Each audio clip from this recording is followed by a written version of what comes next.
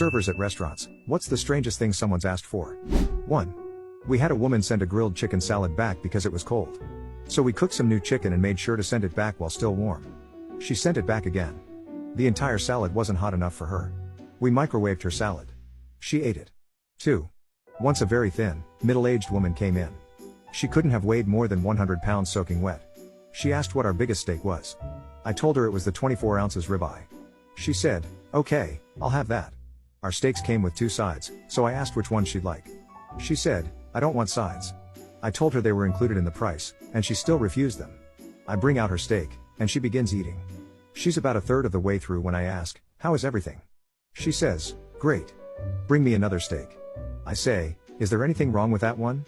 She says, "No, it's great. I want a second one." I go back to the chef and tell him, and he couldn't believe it.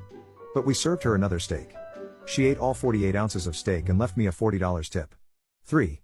While I was a server at a restaurant in the Royal Hawaiian, a guest asked me to book a shark adventure tour. It had nothing to do with my job or even the hotel. Those tours were entirely separate businesses. I took his black card, went to guest services, picked up a pamphlet, and booked the tour. He tipped me $250. Totally worth it. 4.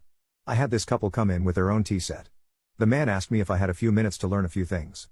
They were the second table sat, so I humored him. He showed me a very specific way of steeping and pouring the tea over a sugar cube and had me try it a couple of times with water.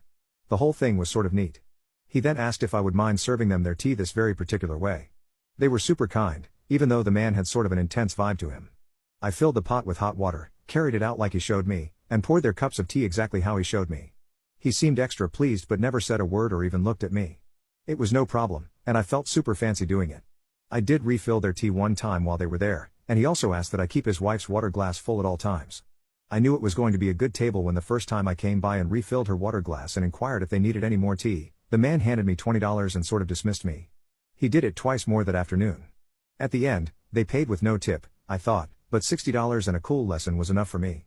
My manager found me about an hour later and handed me an envelope and said they told him they only will come in when I am working from now on. The envelope had $100, a business card, and a handwritten thank you note. Apparently, they had put this request up for many fine dining places, and I was the only one to get it right and do it graciously. It was very odd because after the first lesson, they treated me as if I was almost invisible, backed up by the fact they didn't tip me in person. On every return trip, it was the same. If you didn't know the deal, they would seem like cold a-holes, but they tipped really well, and I treated them like VIPs every time.